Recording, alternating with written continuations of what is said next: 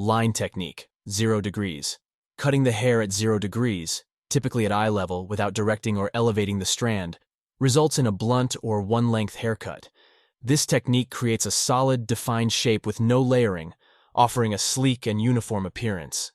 It's executed with straight scissors, and any minor imperfections at the end can be corrected with a hair clipper. Graduation technique, 45 degrees.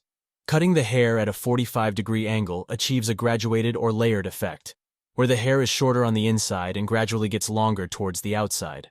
A comb can be used as a guide to ensure the correct angle, especially above the occipital bone. This technique adds shape, volume, and movement to the hair, making it ideal for creating tapered or angled looks. It encompasses all haircuts executed between 0 degrees and 90 degrees.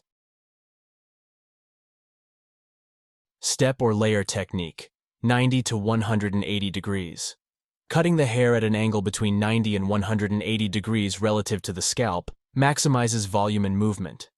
This technique is particularly beneficial for long, curly hair, as it helps to reduce weight and enhance the hair's natural texture. The higher the elevation, the more pronounced the layering and volume.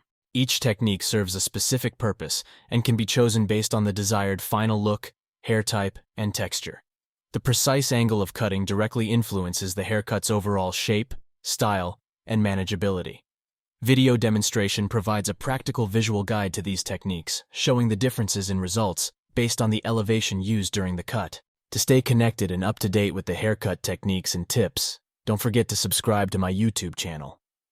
By hitting the subscribe button and turning on the notification bell, you'll receive updates every time I post a new educational or demonstration video. Thank you for watching and supporting me. Subscribe now to become part of the community and never miss out on any news.